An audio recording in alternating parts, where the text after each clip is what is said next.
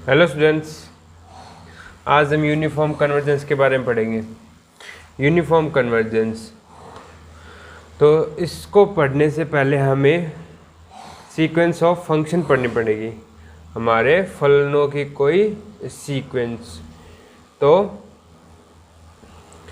फलन के बारे में तो हमें पता है, फंक्शंस के बारे में तो हम फंक्शंस ले रहे हैं। जैसे एफ एन कोई एक फंक्शन है, जैसे एग्जांपल के तौर पे बता रहा हूँ मैं, साइन एन एक्स हमारा एक कोई फंक्शन है। तो यहाँ से जो हमारे फंक्शन की जो सीक्वेंस है वो एफ एन एक्स बन गई। हमारे जो इस फंक्शन की जो सीक्वेंस है, इसके अंदर जो पहला टर्म है वो भी एक फंक्शन होगा, और वो क्या होगा, साइन एक्स। इस हमारी फंक्शन की दूसरी टर्म जो है वो भी एक फंक्शन होगी, उसको वो फंक्शन क्या है, साइन 2x। तीसरी जो टर्म है वो भी एक फंक्शन है, साइन 3x। तो फंक्शन की जो सीक्वेंस है उसको हम सीक्वेंस ऑफ फंक्शन बोलते हैं। आई ना बात समझ में? तो एनी सीक्वेंस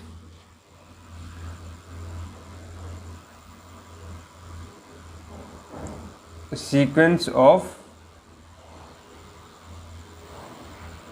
फंक्शन, तो any sequence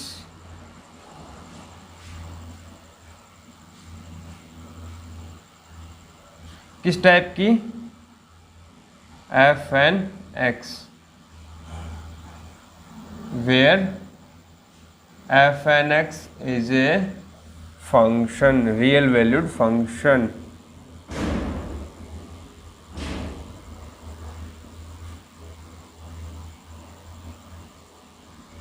is called a sequence of functions। समझ में आया ना? तो हमारे फंक्शन से मिलके जो सीक्वेंस बनेगी, जिस सीक्वेंस की हर एक टर्म में कोई न कोई फंक्शन हो, तो ऐसी सीक्वेंस को हम सीक्वेंस ऑफ फंक्शन बोलेंगे। तो ये जो सीक्वेंस के टर्म्स हैं ये हमारे एक्स के ऊपर डिपेंड हो रहे हैं।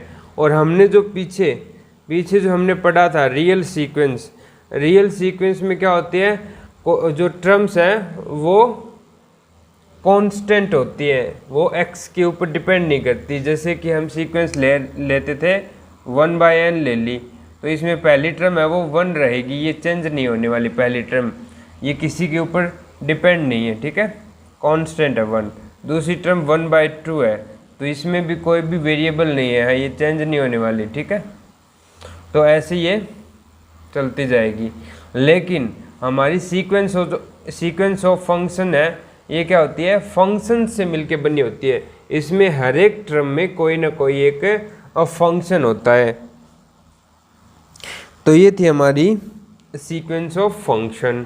अब बात करते हैं इसके पॉइंट वाइज कन्वर्जेंस की। तो देखो, ये जो हमारी सीक्वेंस है, कोई भी x की वैल्यू रखने पे, मान लो x की वैल्यू c पुट कर दी, तो ये कोई एक कांस्टेंट सीक्वेंस बन जाती है, या फिर आप इसको रियल सीक्वेंस बोलते हैं, जो हम पीछे पढ़ के आए हैं।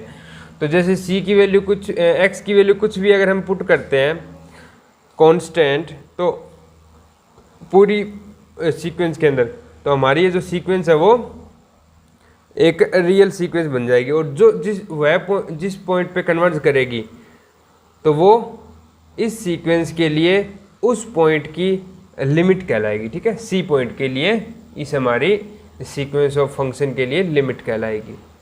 तो अब बात करते हैं हम limit point of A sequence, या फिर point wise convergence of A sequence.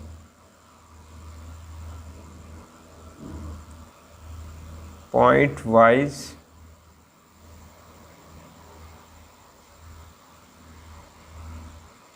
Convergence of A sequence of function.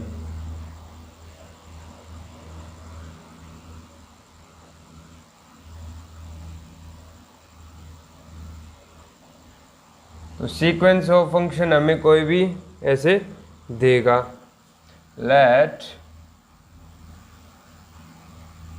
fn be a sequence of function and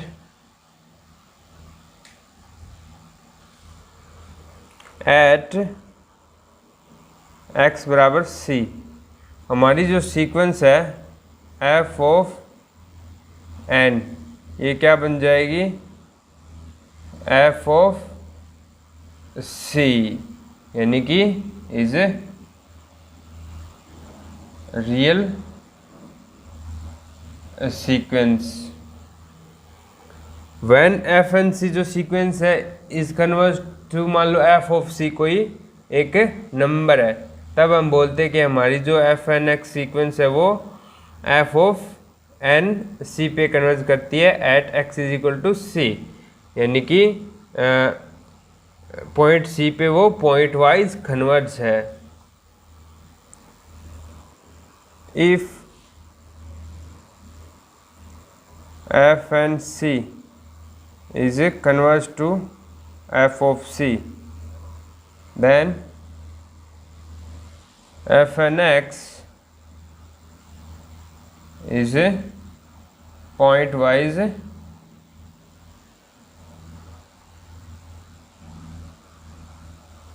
convergent at x बराबर c। एट x बराबर c पे हमारी जो sequence है, sequence of convergence है, वो क्या है, पॉइंट वाइज कन्वर्ज है एट x बराबर c। तो ऐसे ही बहुत सारे पॉइंट होंगे, क्योंकि हमारा जो सीक्वेंस ऑफ फंक्शन है, इस सीक्वेंस ऑफ फंक्शन में बहुत सारे फंक्शंस आएंगे। इन ये फंक्शंस जो है वो कोई एक डोमेन पे डिपेंड होंगे। तो उस डोमेन में जितने पॉइंट है उन सभी पॉइंट पे कोई पे कन्वर्ज करती है, कोई पे नहीं करती। तो ये हमारी पॉइंट वाइज कन्वर्जेंस कहलाता है। अगर उस किसी पॉइंट पे वो कन्वर्ज करती है तो, नहीं करती है तो वो पॉइंट वाइज कन्वर्ज नहीं है। अब बात करते हैं हम यूनिफॉर्मली कन्वर्जेंस की। यूनिफॉर्म कन्वर्जेंस जो हमारा टॉपिक का हेडिंग है वो अब हम सोल्व करेंगे, देखेंगे डेफिनेशन। Sorry,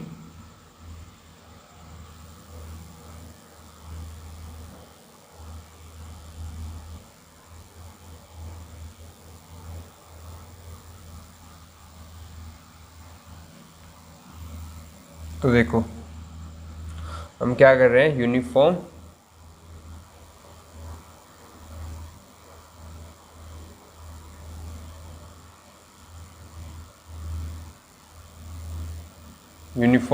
convergence. तो देखो अगर हमारी सीक्वेंस ऑफ फंक्शन किसी फंक्शन f ऑफ x पे कन्वर्ज करती है फॉर ऑल x के लिए, पूरा का पूरा जो हमारा डोमेन है उस डोमेन में वो कन्वर्ज करनी चाहिए। मतलब उस डोमेन का कोई भी c उठा लो, हमारी सीक्वेंस ऑफ फंक्शन जो एफ एन सी बनेगी वो कन्वर्जेंट होनी चाहिए। बट कोई भी सीक्वेंस है वो कन्वर्ज करती है तो एक डेफिनेशन होती है, एप्सिलॉन डेफिनेशन, क्या कि for given epsilon greater than 0 there exist delta greater than 0 such that F of X N minus F of X is less than epsilon for all N greater than equal to N naught. अगर ऐसा होता है तो हम बोलते हैं वो sequence converge करती है। लेकिन यहाँ पर हमारा जो सीक्वेंस का जो पॉइंट वाइज कन्वर्जेंस में जो सीक्वेंस की कन्वर्जेंट की जो डेफिनेशन है वो थोड़ी डिफरेंट है। इसमें क्या है, पॉइंट के हिसाब से देखते हैं। मान लो x बराबर हमने c ले लिया और अब हम इसकी लिमिट चेक करेंगे वो कन्वर्ज करती है नहीं करती। लेकिन यहाँ पे हम x का अस्तित्व हटाएंगे, हमें for given epsilon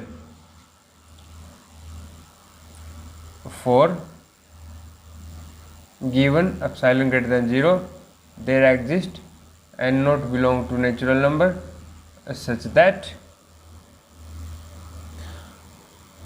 f of n x minus f of x is less than epsilon whenever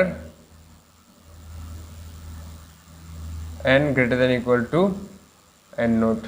तो n greater than equal to n naught के लिए सॉरी कोई भी गिवन एप्सिलॉन होगा उसके रिस्पेक्ट में एक n नोट ऐसा मिलना चाहिए कि उस n नोट से बाद के जितने भी n है उसके रिस्पेक्ट में जो हमारी F N X minus F of X है वो लेस देन एप्सिलॉन होना चाहिए। यहाँ पे x पे कोई डिपेंडेंस नहीं होनी चाहिए, इंडिपेंडेंट होना चाहिए, x पे कोई रिस्ट्रिक्शन नहीं होना चाहिए। यहाँ पे रिस्ट्रिक्शन होता है, क्या होता है, किसी भी फंक्शन को हम पॉइंट वाइज कन्वर्ज बोलते हैं, यानी कि एट x बराबर c। तो यहाँ पे एट x बराबर c जरूर लेते हैं, यहाँ पे ऐसा कुछ नहीं होता है। यहाँ पे पूरा का पूरा x जो है वो पूरा का पूरा हमें जो गिवन डोमेन होता है उसके अंदर होना चाहिए, अदरवाइज हम ये इसको यूनिफॉर्म कन्वर्जेंस की कोई डेफिनेशन नहीं दे पाएंगे। तो यहाँ पे ये हमेशा याद रखना कि x है वो कभी भी इसमें जो सीक्वेंस का यूनिफॉर्म कन्वर्जेंस है उसमें भागीदारी नहीं लेता है। ठीक है बच्चों, तो इसके ऊपर एक एग्जांपल करवा देता हूँ आपको।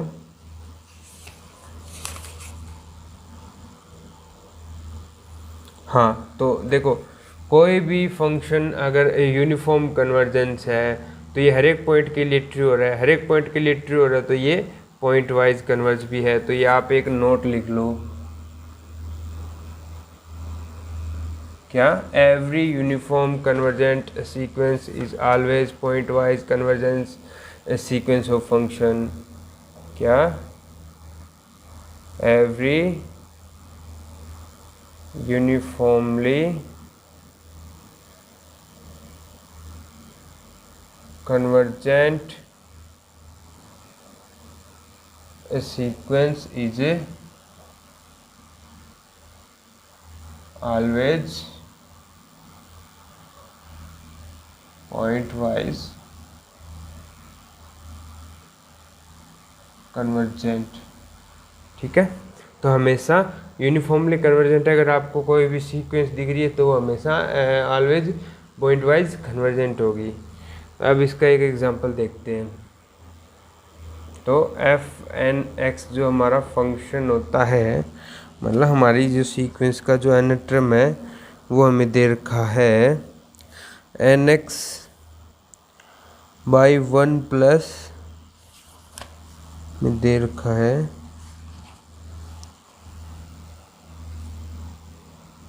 N X X is equal to N X upon one plus N square X square.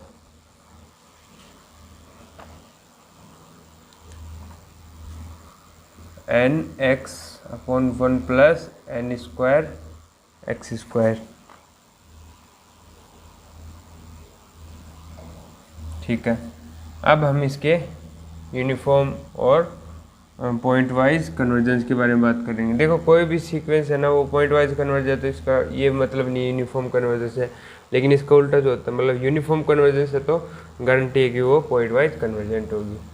अब हमें फंक्शन दे दिया, सीक्वेंस का फंक्शन निकाल के दे दिया कि N X divide by one plus N square X square है, तो इसके ये पॉइंट वाइज कन्वर्ज होता है लेकिन यूनिफॉर्म कन्वर्ज नहीं है। हम एक कॉन्ट्राडिक्शन ले रहे हैं इसे स्टेटमेंट का। ठीक है, ये स्टेटमेंट क्या है, every uniform convergent sequence is always point wise convergent, और ये हम दिखाएंगे कि पॉइंट वाइज कन्वर्जेंट है लेकिन यूनिफॉर्म कन्वर्जेंट नहीं है। यूनिफॉर्म कन्वर्जेंट के लिए क्या होता है, फॉर गिवन एप्सिलॉन, कोई भी गिवन एप्सिलॉन है उसके रिस्पेक्ट में एक ऐसा नोट मिल जाए कि सच दैट वो सारे के सारे n greater than equal to n नोट, उनके रिस्पेक्ट में जो हमारा function F N X minus F of X is less than epsilon होना चाहिए।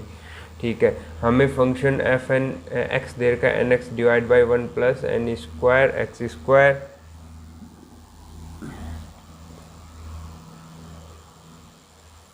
तो देखो